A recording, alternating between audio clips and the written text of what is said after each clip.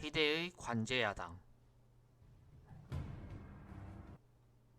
5공화국 헌법의 탄생 80년 9월 대통령이 된 전두환은 임시직임을 강조했다. 조만간 새로 대통령 선거를 할 겁니다. 아마 내년 초쯤?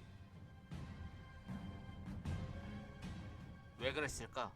유신헌법 체제에서 대통령이 되면 6년마다 체육관 선거를 통해 영구 집권을 할 수 있었는데 말이다. 그것은 12.12는 전두환만을 위한 파티가 아니었기 때문이다. 우리들도 그 자리를 나눠 먹어야 쓰지 않겠나? 때문에 신군부는 전두환이 집권하자마자 곧바로 새 헌법 개정에 착수했고 9월 29일 공고, 10월 22일 국민투표를 거쳐 91.6%의 찬성으로 새 헌법 통과, 10월 27일 새 헌법을 공포하게 된다. 그렇게 5공화국 헌법이 만들어진 것이다. 와, 드디어 유신헌법이 사라졌다. 개정된 내용은 대략 이러했다.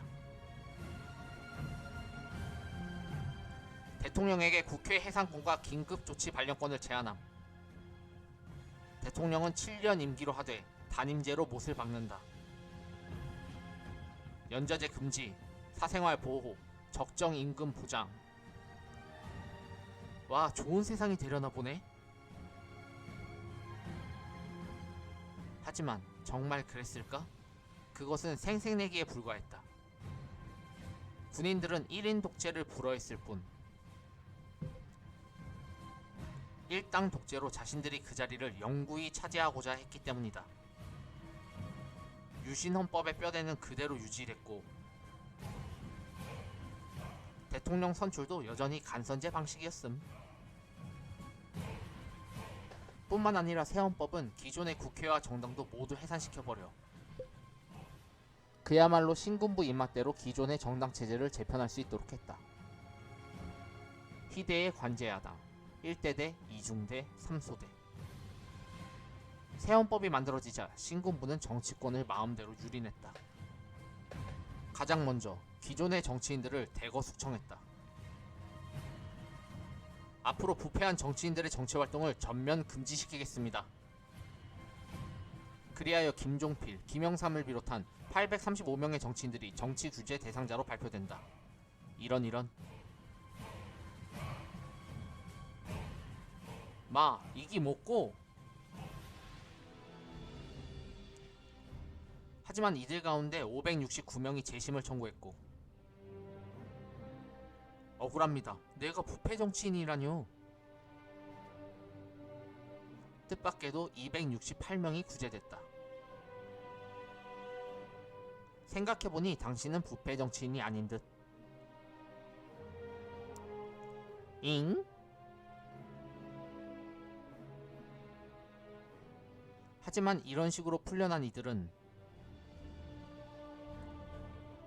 대부분 신군부에 대한 협조를 전제로 했기 때문이다. 헤헤, 앞으로 정부가 하라는 대로 말 잘 들을게요. 그리고 81년 1월 신군부는 전두환을 총재로 한 민주정의당, 민정당을 창당했고 이로부터 얼마 후 다시 신군부는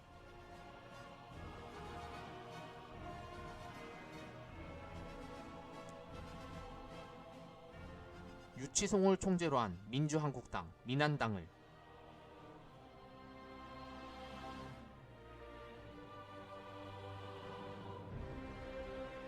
그리고 또 얼마 후 역시나 신군부에 의해 공화당 이념을 계승한 한국국민당, 국민당이 창당된다. 뭐야, 전부 신군부가 창당을 했네? 하하하하. 그랬다. 신군부의 장기 독재 속셈이란 야당까지도 자신들의 입맛에 맞게 만들어 놓아 일말의 불확실성도 떨쳐내고자 하는 것이었으니 이런 점에서 전두환의 독재는 박정희보다 한 수 위였던 것이다. 독재도 진화를 거듭하는 거임. 5.16을 성공한 박정희는 대통령이 되기 위해 기존 정치인들의 손발을 모두 묶어놓고 비밀리에 공화당을 사전 조작했는가 하면 야당 의원들을 협박해 정권과 야합하게 했고, 야당 총재 선출에 있어서도 깊숙이 개입해 왔었지만 야당의 창당까지는 손을 대지 않았었는데, 신군부는 아예 그 뼛속까지도 개입을 해버린 것이다. 헐.